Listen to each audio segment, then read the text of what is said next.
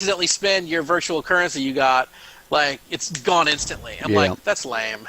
Like, so many games do that, and I'm like, as soon as that happens to me in a game, I'm like, well, now I'm never going to buy anything, because I don't want to have it be, I don't want to buy, like, $10 worth of virtual currency, and then, oh, I'm distracted and click the wrong button, and it gets instantly spent. Yeah. That's bullcrap. That happened to me in Prime World. Yeah, that's just... Poor soul. Yeah, it just kills your confidence. So yes, free to play. Basically, like I said, we call it pay what you want, just to kind of change the mentality a little bit. And tons of customization, tons of cosmetics, tons of convenience. No pay to win. Anything that gives you character power, you can also get in game. No, like I said, pay to avoid annoyance.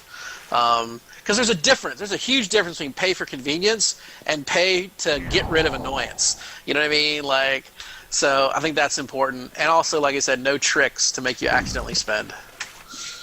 Oh, perfect. No, that definitely answered everything. Yeah, I was going to ask because I had a follow-up. As long as it's not pay to win, you know. No doubt. Well, yeah, especially because PvP is big. You know, like if you have PvP and if you care about your PvP at all, I mean, you absolutely cannot have any kind of pay to win. Period. Speaking of PvP, and I don't even know if you care about this, but you have your armor and you have a cosmetic tab where you can put, you see this in other MMOs, but whenever you're in PvP, the cosmetic tab is ignored. So when you're in PvP and you see the character running around, it's going to be their real gear, because we think it's important to be able to make decisions based on what you see them using, not necessarily, so you can see, oh, this guy's got leather, this guy's got this. You won't be mousing over a guy and it'll say, torpid, level 57 warrior. No, it's just, going to say male human, you know what I mean? And, like, you got to, just like in the Daok, you got to look at their gear and figure, like, that guy's got some heavy plate mail, I think that's a warrior. But what if he's wearing leather and he tricks you into thinking it's a hunter, so you run up to him thinking he's super squishy, and then all of a sudden he's not squishy. So the cosmetic tab doesn't take effect in PvP. And that actually has a total Daok story. Our 8-man gank squad that we played with all the time, one of the members of the team was a kobold warrior, and he would deliberately run around using a small shield instead of a large shield, even though the large shield is way better, because shamans could use small shields. And most kobolds were either shadow blades or shamans. Some rune masters, but he did the same thing. Yeah, and if they had chainmail, they were like, oh, that's a shaman. So he would wear, chainmail, like he would as a warrior anyway, and the small shield, and he would go into engage, where you're full on. Tons of people would, the assist train would get on him, and they'd be wailing on him, and then he'd hit engage, and all of a sudden you would just hear clunk, clunk, clunk, clunk, clunk, clunk, clunk, clunk, and you're like, well, we just won this fight because they engaged the quote wrong healer, and he would just soak that up while we're crushing their back line. Yeah, man. But what the thing was is, what you guys may not realize, and I'm sure Saint does because you played, but if you didn't play Jada, is that the Kobold Warrior was a blocking machine. Mm-hmm. Oh yeah, high dex.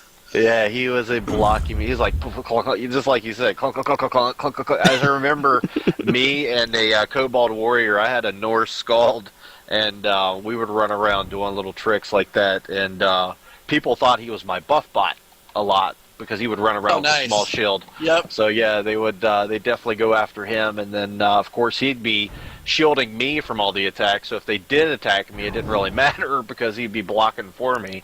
So yeah, we had a lot of good times just doing duos with just me and a warrior. So yeah. Oh yeah, assist and defend. Those are two of the coolest feats. I can't. There's so many things in Daok that I'm shocked people haven't ripped off. Like that we have assist and defend. Like to people that didn't play, or not assist, I'm sorry, guard and defend. If you guarded somebody, you would take a portion of their aggro. If you defended someone and stood near them, you could literally block attacks directed at them. And those two mechanics added so much depth to both PvP and PvE. And I'm like, I can't believe nobody's ripped that off. Yeah. Interruption. Yeah, you don't see it at all. Will that quality be featured in Stash? I'm not sure how we haven't decided if we're going to have any spells that take more than one round to cast. That's actually one game design element that's unsettled. If we end up not having those, well, then there's no point. If we do have them, then yes, we'll definitely have the ability to interrupt.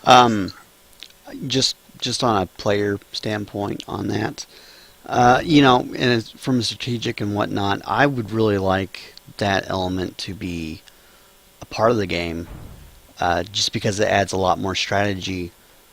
Being able to interrupt, or should I interrupt, or how should I handle this, or do I need to, it's going to affect my way of thinking if I know there's a cast time and what I'm going to do, as opposed to, he's going to cast that spell, it's going to be next turn, I don't have to worry about it, I'm going to do something else. So just from a player mechanic standpoint and strategy standpoint, if you do have that mechanic in there, you're going to add a lot more strategy to it. A lot of depth. Yeah, a lot more depth. And I may be wrong. And I may be wrong, but Jada, was that what you were actually meaning, or you were talking about the guard and assist, and you wanted to interrupt the conversation to ask about that? I was just curious. Was you talking about the interrupt? I was referring to both.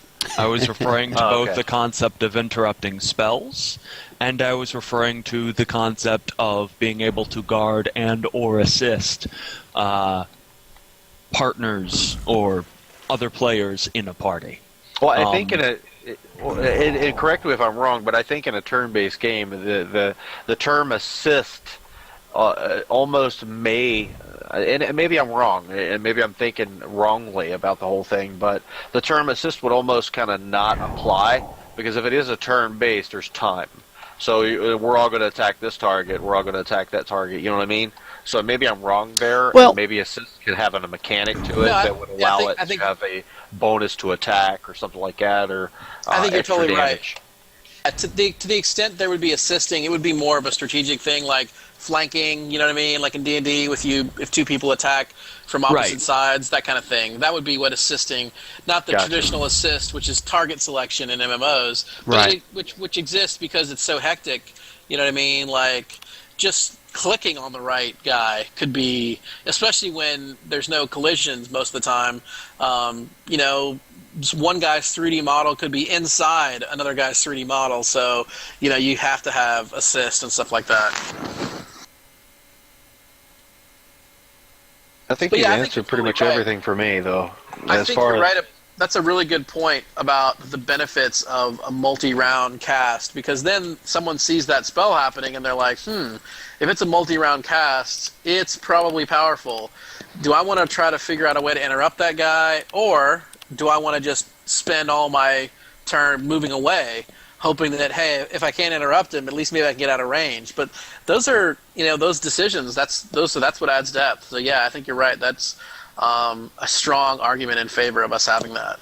Yeah, and if we do try to interrupt, if I fell, what are the consequences? Not only did I not attack, but I tried to interrupt and I fell down on top of it, and now I'm totally screwed. So there's a bunch of rounds against me. So yeah, it definitely adds some depth, so I can see that one for sure. Yeah, and then it's a chess match, because it's like, then what if the spellcaster has to do a certain ability to make himself less likely to be interrupted? So then the spellcaster, like say the guy that's the caster, he's like, okay, I want to do this, 2-round fireball, but I don't want to get interrupted. So I'm going to do this other thing to make myself less interruptible, and whatever. But then what if they're like, man, I really don't have time to do that extra step. I'm just going to push it and hope they don't try to interrupt me. You know what I mean? And then on the other side, they're like, okay, did he spin around making himself uninterruptible or not? Kind of like Dirty Harry, or is hectic. Did he shoot 5 times or did he shoot 6? or even spells that have similar effect. Even was it a fireball or was that hellfire he's blowing there?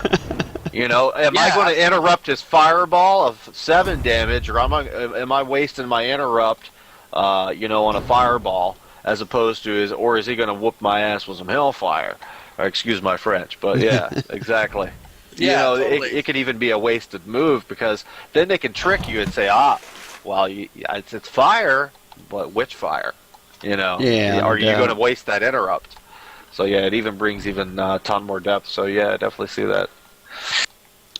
Now, on these video game the mini games that you mentioned before, are they going to be based off of Dungeon of Elements and Rainmaker to try to give a little bit more incentive just for people out there that haven't purchased that? I mean, if those are going to be effective and you want to get training on those mechanics now, I mean, those games are available. Yeah, definitely. And even to a larger extent, we have a free social game called Coin and Carry that we've really never had the time to promote very heavily. It's a free game. It's on the web. It feels a little bit Facebooky, but it's not on Facebook. It's just you're a medieval shopkeeper, and you go around the world. That's just a world map, and each continent has like 10 mini games on it, and you play the mini game. They're all timed. I think they, in general, average 60 seconds. And every time you play a mini game, you earn some random resources. Different mini games earn more of a certain resource. Like Miner's Menace has more ore, and like Farming Sand has more food or something like that. So you earn your resources by playing the mini games, and then every 10 mini games, you unlock a crafting session and a shop session. So then you can go and craft, and you kind of find recipes randomly as you're playing mini games. So you craft a bunch of items, and then you choose which ones to put on the shelves in your shop, because depending on how much you've leveled up your shop, you'll get different customers. You start off with peasants. Eventually you can have like nobility. So you have to pay attention to what the different type of customers like to buy and stock your shelves accordingly. And then you make money, and you can spend the money on all kinds of stuff. But it's really about playing the mini games, and then the shop thing is just a kind of a context to make the mini games more fun.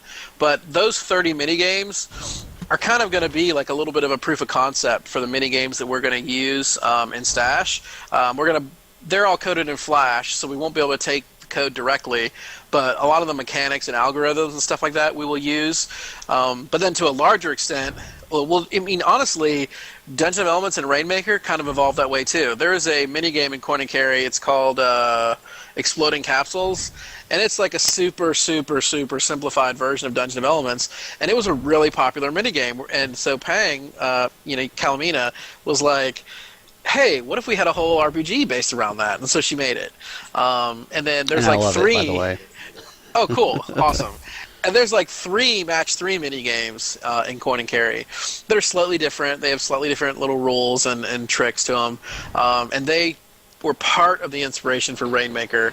The real inspiration was, if I'm not mistaken, and I think Pang can overhear me, so she'll yell if I'm wrong, she was playing League of Legends, and she was in a queue or something, either in a queue or the game was loading, and she was like, man, and maybe she lost a few games, and she was bummed, and she was like, if only I could PvP these guys using match 3, then I would totally destroy everybody. And she's like, hey, that sounds like a good game.